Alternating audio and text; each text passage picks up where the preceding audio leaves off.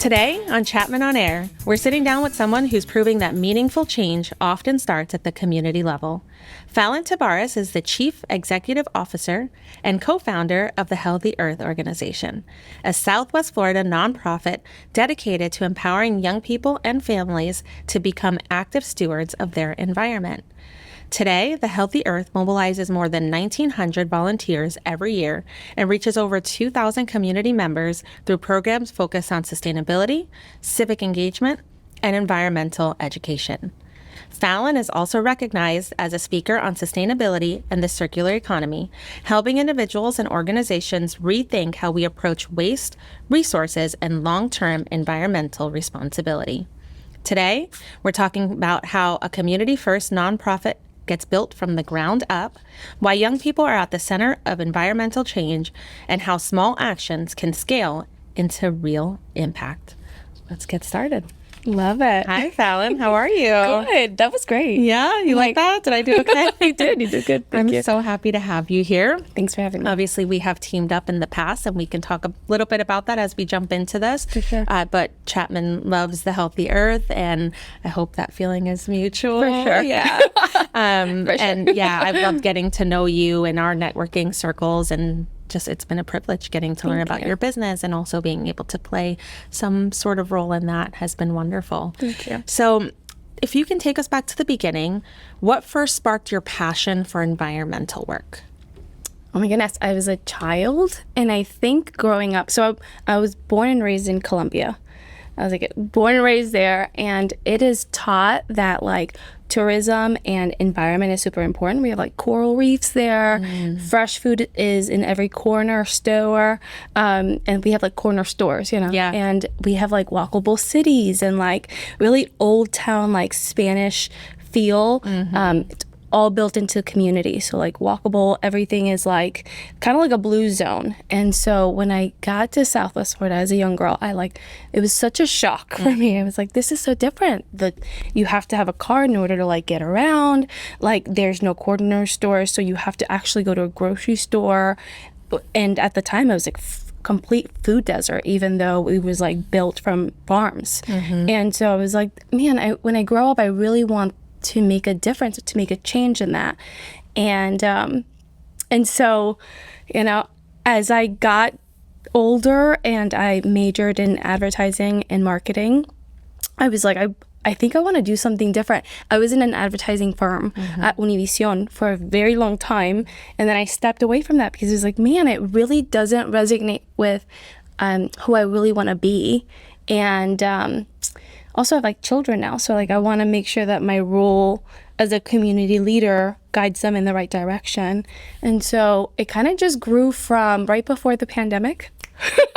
Before we got together and we were like, what do you think the community needs that we don't have right now? And we were just kind of like pondering around. That's just like a group of friends. And they were like, this is what we need. This is what we need. And I was like, no, guys. We need to table and we need to ask people. So we literally just like no money, no funding. We would set up little tables because I was an advertising and marketing. And I knew that like community events would let you have a table, or FGC would let you have like a service learning table and you can ask and pull people. So that's what we did. We would ask and pull people. Like if we were to create something, what would you want to be part of, and what would it look like? What is fun about it? Like I want you to tell me so that we can kind of create something that you would think it's fun. And then the people would like tell us wild, insane things, and talking about insane things. And so we focused on the things that were doable, things that like we could do here in Southwest Florida, not just like the entire earth. And that's kind of what we've done. So it's not like a me thing, and it's not like John's thing or the board's thing. It's like these things were from the community, people that actually had problems, people that actually think or thought that they had solutions, and we made it possible. That is incredible. Yeah. And right before the pandemic. Right. That's like wild. That's timing. Right.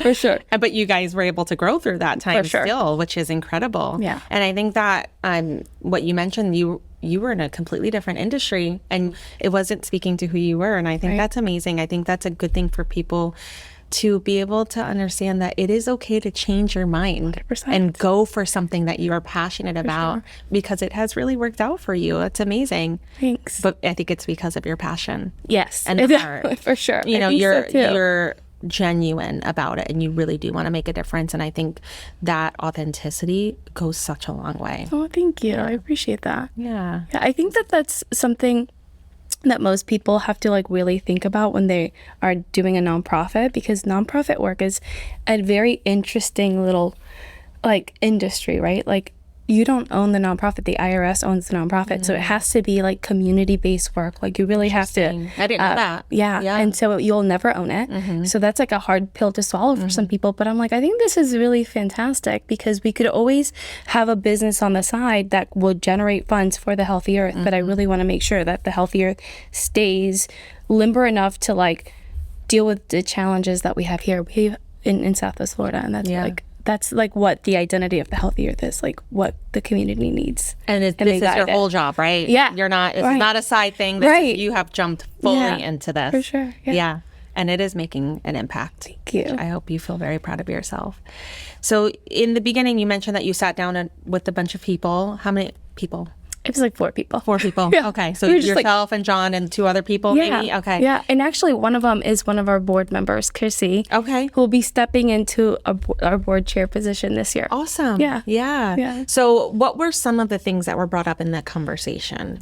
The same problems that we have, like the transportation is really lacking in this area. I mean, there was a test being done by this gentleman. And he was like, how far will it take from me to go from my house to the beach on a bus, on a transportation bus, a public transportation bus? And it took him 3 hours because of the different, and he only lives 40 minutes away. He would have to stop at different routes and such and so. And it was like, why is that a thing? Like, why isn't this planned out properly? And so we were talking about like really things that like affect us and like things like affordable housing. And so I always wanted to be true and like keep those conversations going, because sometimes like we can get disconnected from the work because we're like dealing with it face to face every single day. So and there's things that like I would have never thought about transportation. There's a lot of things that most people don't think about it. If they have a car, they're not thinking about that, but it does impact such a large number in the community. Yeah. Has there been any changes there yet? I don't know. I think they've tried. They have this ultra bus, Lee County does, and so they have like this side bus that you can actually collect, like you can pick up like kind of like an Uber. That's right. Yeah. And so that they've navigated well in that, but I think ultimately it's like creating sustainable cities that are going to be walkable. I mean, there's some spaces here that people are not going to feel comfortable walking at night, or there's some spaces even in the afternoon that you're not going to feel comfortable walking. And that's all part of like health disparities and like fresh food access. That's a problem. Even in the city of Immokalee, I talk about it like all the time. In the city of Immokalee, there's no large store, like huge store, because besides Winn-Dixie, because they don't want to go into a city like that, because they don't see it, like they might not see the value. I don't want to talk for them, but that's kind of like what we see, and that's like the community that needs it the most, because they're kind of far. They're still within Collier County. They're kind of far away from like the actual city, but they have like KFC and McDonald's. I mean, like these people need to like be more in touch with their food system, right? Even though there's farms around, fresh food access is really difficult. And so like that's another thing that a lot of people were giving us the idea of like, you should create community gardens. And now we're stepping into like creating an urban farm, because that's kind of like, the next step. Exciting. Yeah, that's the step for I us. was reading about something about that recently. I think I have it saved, so I'll send it to you afterwards. But not just what it does for the people in the community, but even like the climate, like local climate, how it changes it. Yeah. It was fascinating. Like it was showing the temperature change. That's so cool. I don't want to say too much because I probably will misspeak. Yeah. But I will share that. I mean, it's fascinating. Yeah, it's like the canopy and all of it. I mean, if you think about it, we're like it's all concrete that we're adding, and like how are we keeping it shaded, and that's creating more heat. I mean, that has all to do with like the health of the community. Yeah, and when people are happier too, they go out and do better things, right? sure. And so 100%. if you give people a place where they can be I mean, there's so many studies and reports on this, what happens to the human body when it's in nature as opposed to indoors or just around buildings. For sure. It is incredible because we were designed to be connected to the earth. So it just 100%. makes a whole lot of sense, right?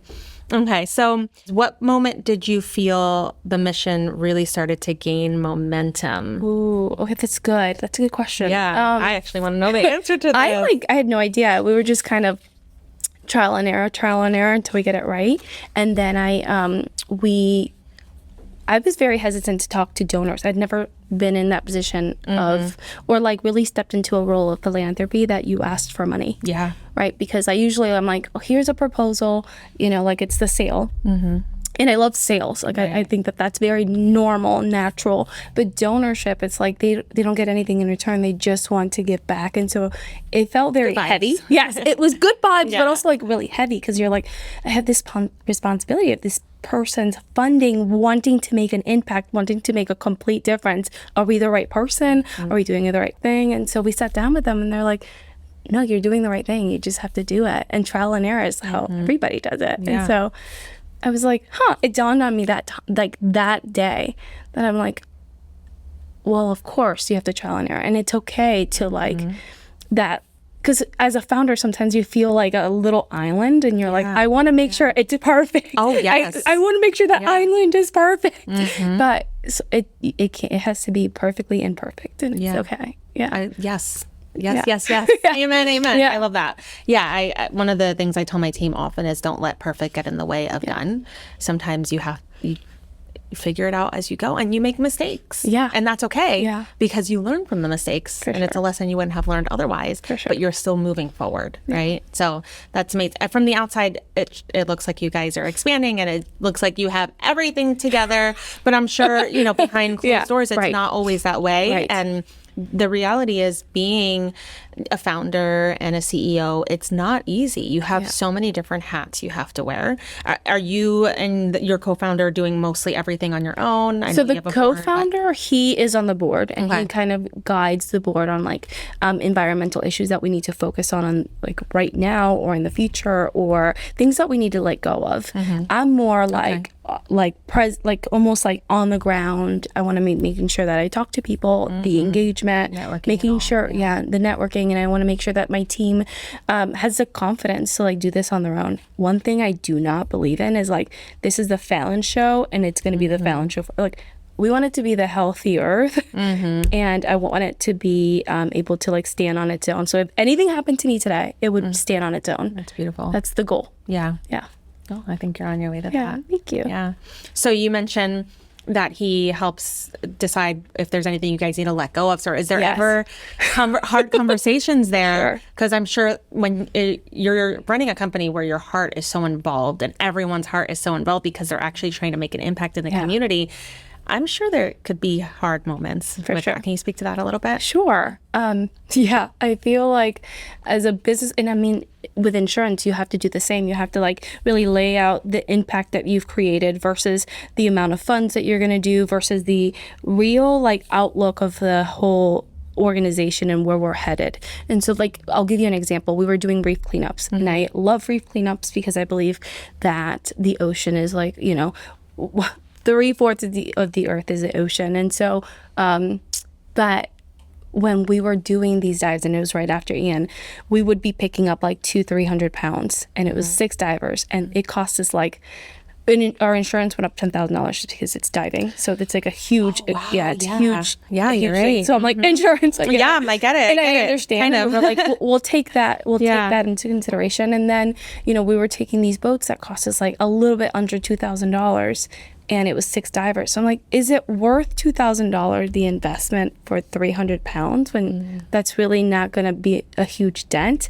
And so we really had to decide, like, maybe we need to sunset that. Yeah. And maybe when there's more funds and more boats and more maybe community impact and less liability, because everything, right? Everything we do, we have to like see in the liability lens. Maybe we can come back to it again, but we had to programs like that. Yeah. And yeah, we always have to like think long term. Can we do this in 10 years from now, in 5 years from now? And is the healthy earth still going to be able to sustain that 10 years from now? So yeah, that makes sense. Yeah. But you're still doing beach cleanup. yes. And we're still cleaning up the shore. Yes. And Chapman Insurance Group knows a lot about that Yes. because we've teamed up together for beach cleanups in remembrance of, I should say, Hurricane Ian. Obviously, it impacted Southwest Florida For sure. very much. What? So. And Yeah. I remember our first beach cleanup. I remember like calling you up and you were like, yes, let's do it. And I was like, I'm so happy because you guys like really wanted to do it. I remember you losing your home at the time and so many of your members losing their homes and their valuables, and they wanted to give back. And I was like, this is so beautiful. This is what community is about. Yes. We picked up over 700 pounds that It was beach cleanup. incredible. It was insane. insane. Incredible. It was So insane. we had, obviously, it hits close to home for all of us, but it hit very close to home because, like you said, I lost literally every last thing, right? And the material things were fine. It's more of the memories that really sting, the baby photos and hospital outfits, that kind of thing, right? But as the 1 year anniversary was coming close, like it was so important for me to do something. So it's not about us sitting around like crying in a circle, but something that can empower the community, empower some of the people who were impacted the most. And I mean, I was like, we need to do beach cleanup, but we need to do it with Falon. Like we need, I'm sorry, not Falon, the Healthy Earth, right? Yeah, seriously. Yeah, and so it was just like, right? And we had people driving from over an hour away to come to this. The news picked it up. It was really exciting. And they wanted to share their story, which I thought that was really so beautiful. So beautiful. And I have to say, I love that like the following year we shifted to something wellness because it's like, okay, these people really need to be able to, like their stories were heard now, let's give them wellness. That's beautiful. Yeah, it is. So we did, it's hard to believe that we're over 3 years out from Ian now. So the first 2 years we did the beach cleanup. Yeah. And then we had, I think or is it the first year? Yeah, the first 2 years we did a beach cleanup. Yes. And then it was like, okay, we need to change the conversation. We are no longer this beaten down part of Florida. We are a people who have come together and are changing the course. Yeah. And we are. Yeah. We are. But at the same time, we don't minimize what the community went through because it was very real. And I don't think a day goes by if you're out and about that you do not hear about, when Hurricane Ian hit. I mean, we've had massive hurricanes since then, but people are still talking about Hurricane Ian because it really changed everything. It changed the landscape here, but it changed mindsets, relationships, right? But I do think we have come out of it. I know it sounds so cliche, but we've come out of it so much stronger. It's true. Yeah, and I think it's through efforts like that. I think it's incredible. And I know outside of our collaboration, you guys are consistently doing beach cleanups and things around the community. What are some other types of... So we try to tie things that we're already doing to make it bigger. Actually, a lot of the debris that was picked up on Ian, we're still, just because of, again, liability, we're creating this beautiful art piece. It's going to be a mangrove, and we're going to be displaying it at FGCU, at Florida Gulf Coast University. And the gentleman that's helping us is an FGCU art teacher, and he is putting together glass and plastic and cans that have been picked up from those beach cleanups and creating, again, this beautiful art piece. And I can't wait to share it with you guys. It's been taking a long time only because it has to be sturdy enough to like withstand these storms and be there for forever. So, yeah. Amazing. Yeah. Did you notice, this is I'm going off topic a bit here, but I'm just curious, okay? So humor me. During the pandemic, there was a lot of reports about like the oceans that they were cleansing themselves and the earth was getting cleaner. Is that something that you agree with? Yes. Yeah. Even China, like they had this atmosphere of like fog of like pollution, air pollution, and it kind of calmed down just because people were working from home and there was not a lot of car traffic and tire dust and all that. So I feel like we definitely got. It just shows like rebounced a little bit. Yeah, it just shows like a lot of times people think, well, I'm just one person or we're just one group of people and there's so many people on this earth. But like if everybody has a little bit of a mindset to be a little bit cleaner, it does make a difference. I know reports are coming out that the ocean was like cleaner and like the manatee, they were coming up to this, I don't know, I'm making stuff up, not really. No, but yeah, there were a lot of stories yeah. coming out, and I think that's incredible. One, that the earth has the ability to cleanse itself. So if we stop messing with it, Right. it will help us clean it, like itself. Right. But just to see, like, there is power in all of us coming together, right? And there's something amazing about just yourself. Like, what can you do yourself? It does make an impact. I think a lot of people don't realize that. And sometimes when it feels like you can't make a change on your own, the tendency is to just step back. For sure. But like, go find an organization like the Healthy Earth and ask, what can we do? How can we help out? I love that. I feel like that's what I say in other words, but that's exactly right. Because a statistic that we always share is like 60% of young people are always afraid to do anything because they don't know what to do because of climate change. And so we're like, no, you can do it. We were 1 or 2 people that created the Healthy Earth. Like, you can do more than us, because, trial and error here, and you have that as an example. Exactly. Sure. Yeah. Exactly. Yeah. That was the next thing I had on my list to talk about, is the young people who do care and they feel like they might have some barriers that are holding them back. What kind of barriers do you see besides just mindset? Yeah. Right? What kind of barriers do you see that could possibly be holding younger ones back from getting involved? I think right now, we're seeing a lot of financial struggles. Like if we ask somebody to pay for like a parking pass because it might cost them $10 to come to a beach cleanup. So we're really trying to make sure that those costs are not there, because it's a parking space versus lunch that day. So that's something that we're really intentional in being like, we're going to give free parking passes. Even, we're going to talk to our local government to make that possible. Right. Little things like that, like even gas, or we're intentional of like where we hold these events, because is there enough parking spaces? We want to make sure that like when it's an event, people feel it's we always I always teach my team, it's almost like a birthday party. We're bringing the vibes, and the people are just bringing themselves and how they are. Right. Like, we want them to come, even if they're in their pajamas. We just want them to come and get involved, and we are bringing the vibes. So like, that's amazing, because it's something that I wouldn't have thought about, that you guys are having to think about, right? As things like the parking spaces and the costs and all of that that's associated with it, or location, so that it's easy for people to go. Yeah. I think that's incredible. So how do you turn the concern for these younger ones that are caring about the environment? How do you turn that into real action? Like, how do you foster that and put it somewhere? I think that if they see changes themselves, you can tell them whatever you want, but they want to see it themselves. Like, they want to have it, they want to see it, touch it, live it. And so, especially like planting a garden, they could physically see like something growing. And then we in our gardens, all of the fresh food that we grow, we give it to like a senior center, or like we partner with Lee Health, so that's where most of our gardens are, and we provide it to the community. They have a table and the community members can go pick up the fresh produce.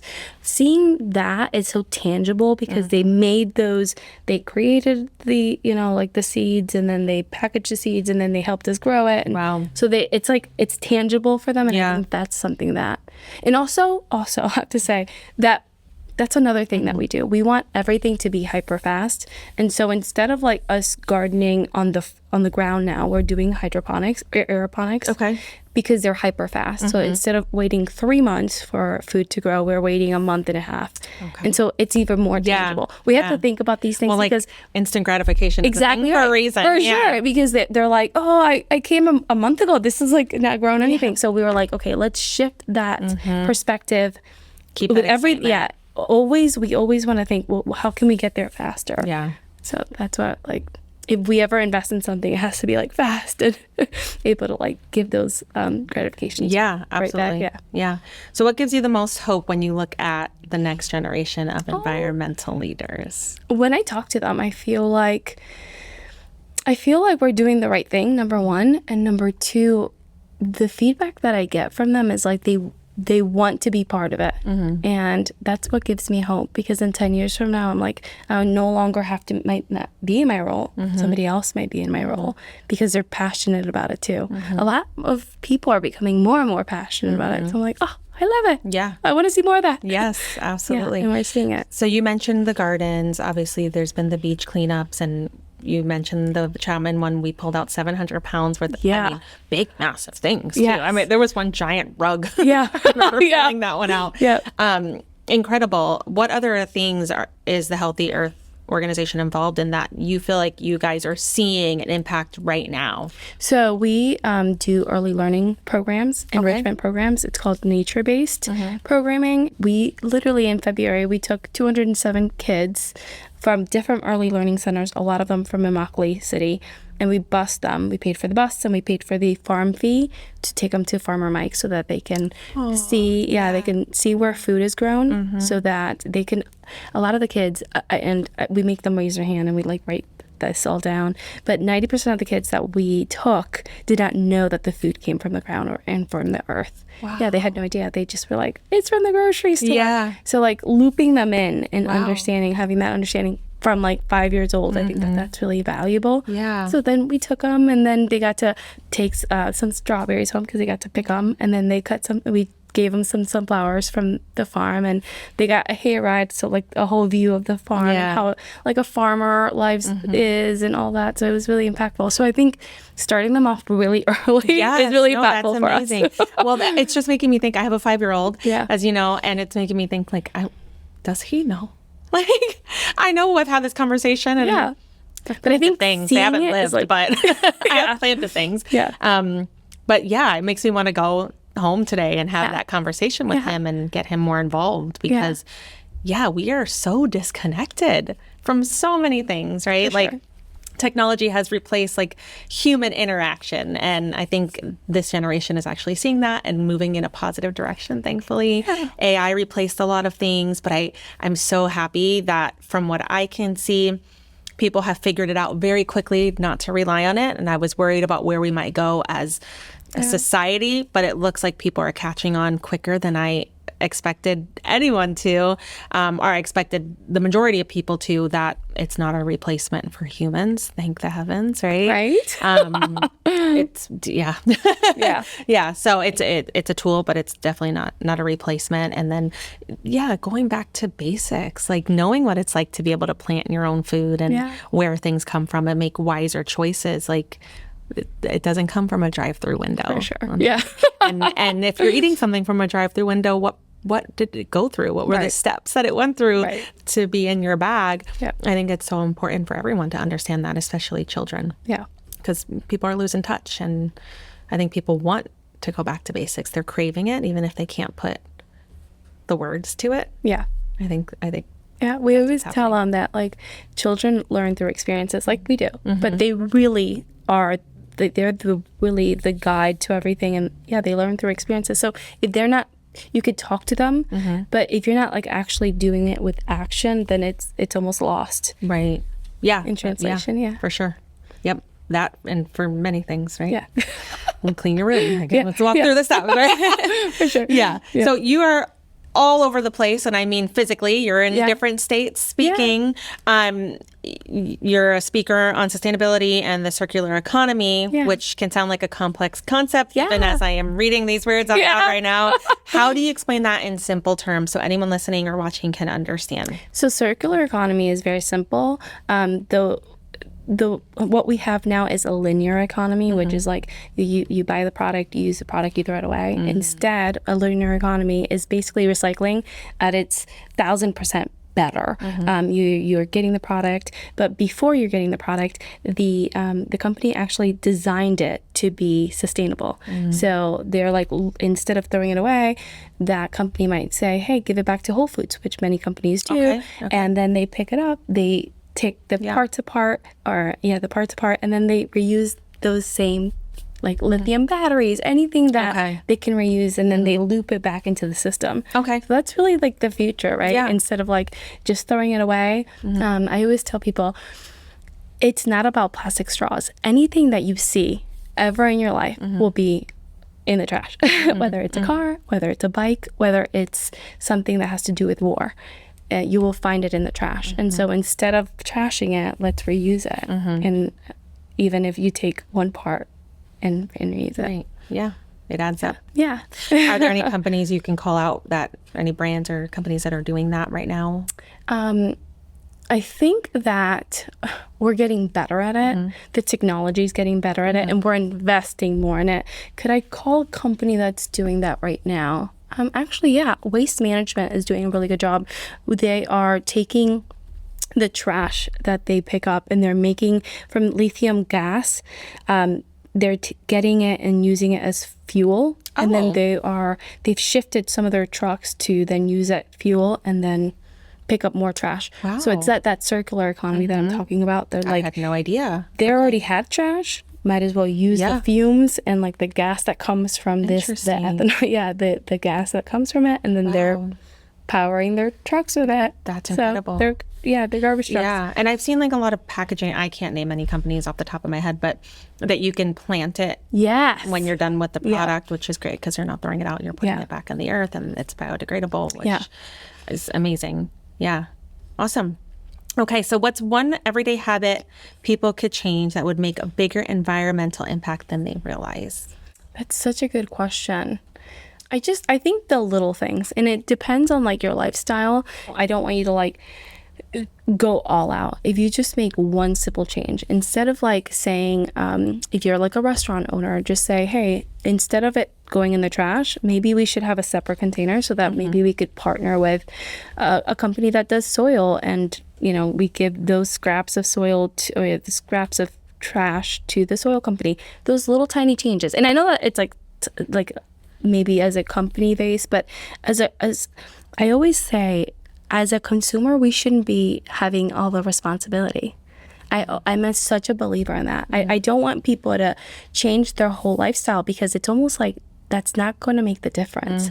If I tell you like, don't do this and don't do that, you're going to be like, lady, I have a busy lifestyle. I have a child. I have 2 children. One is special needs, is autistic, nonverbal. So I'm always like, I might have to eat out all the time because that person is sick, or I'm traveling to go to therapies.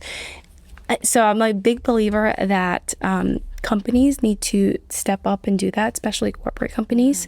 And the people that are designing products are the ones that should be in charge of that. And then on top of that, governments. Because you as your lifestyle, you don't know if you're getting that product to be, or that mug to be sustainable or whatever it is. You just want to live your life, and it shouldn't be on you as a consumer to have that responsibility. Yes, you can drink water from recyclable water bottle. That's fantastic and that's great, but it should not be on the consumer. It should be on the companies that are creating and designing the products. Yeah.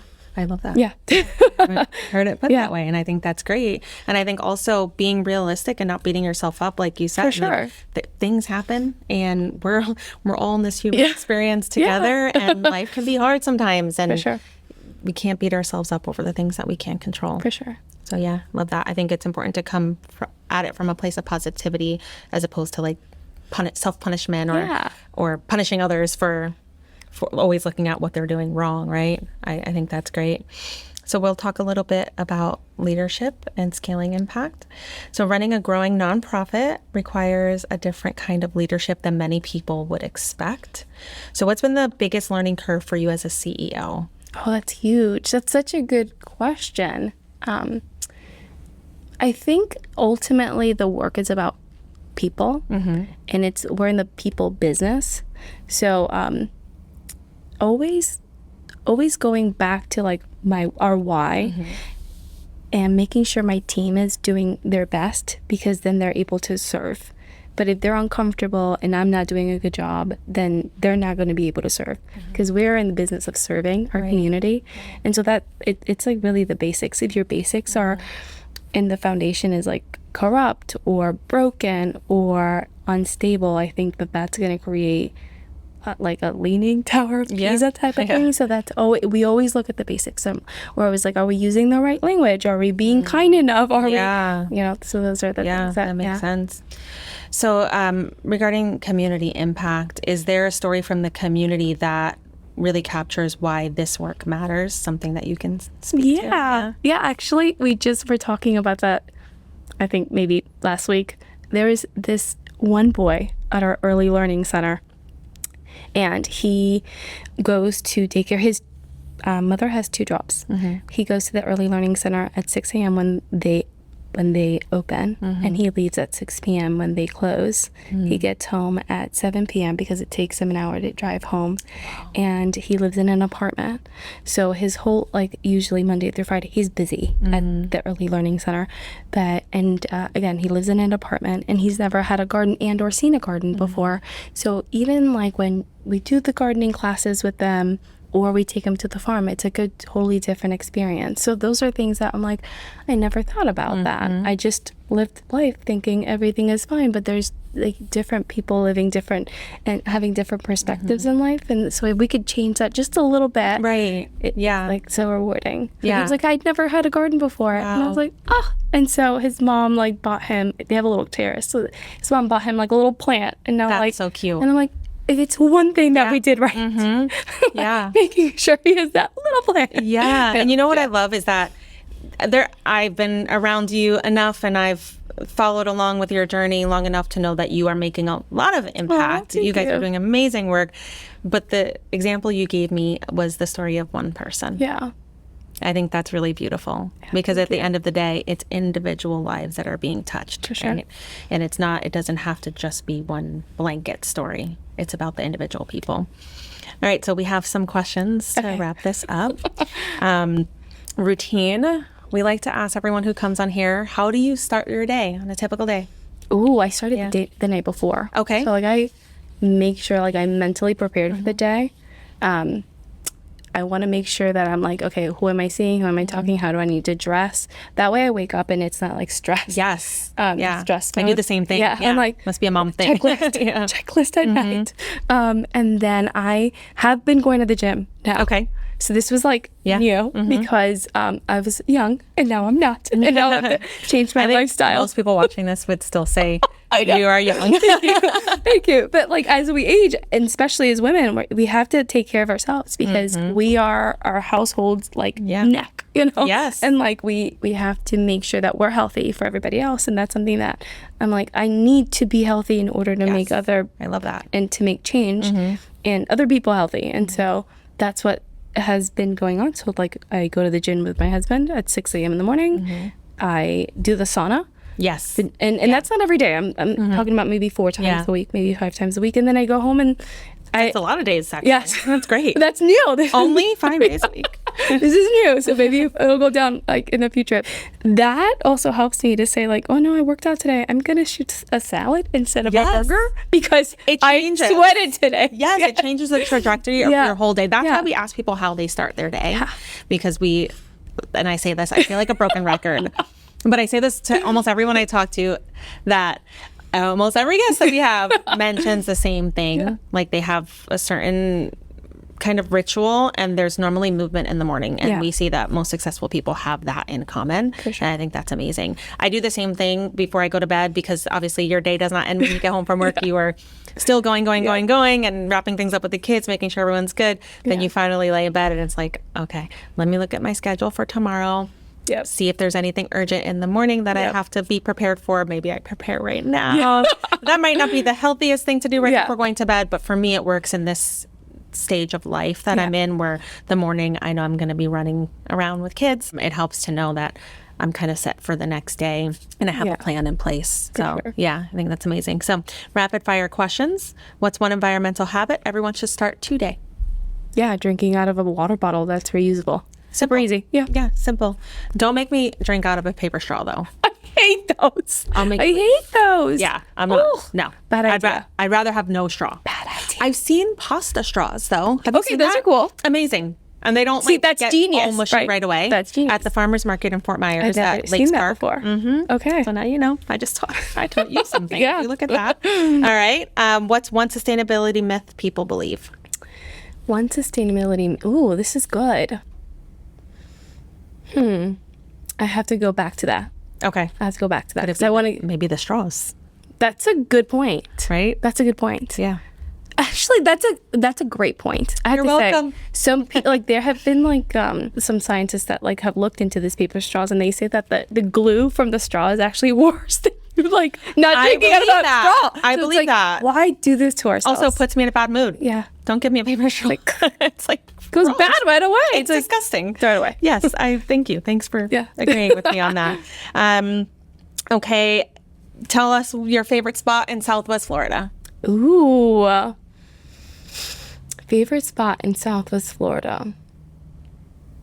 Oh, you know what? I really have been liking Farmer's Mike lately. Okay. I change it up all the time. Farmer's Mike. And Yeah. you get like your produce and you can cut it yourself and then you can weigh it and it's free to go. Your kids can go jump around while you Yeah. go and do pick up your produce from the ground. Yeah. It's That kinda feels cool. appropriate for that to be Yeah. your favorite spot. For now. Yeah. I'm always like changing it up. Yeah. Well, thank you so much for Yeah. coming and speaking with us today. Thank you. With me today. Thanks, Mia. And Healthy Earth has a very special place in my heart. Thanks. Obviously, we have collaborated in the past, and this past year, you invited me to sit on the board, and it's a thank privilege you. and an honor to play a teeny, teeny, tiny role in something much bigger than myself. So Thank you. Thanks Thanks for for coming having in. And where can people find you? thehealthyearth.org and my email, Falon@thehealthyearth.org. Okay. And are you on social media? I am. Okay. We are on Facebook, Instagram, LinkedIn, Okay. thehealthyearth.org, or right. thehealthyearth.org. Yeah. I'll make sure to link it in our show Okay. notes Thank for you. people to find you and get involved you. themselves. Thank you. Thanks, Falon. Thank you.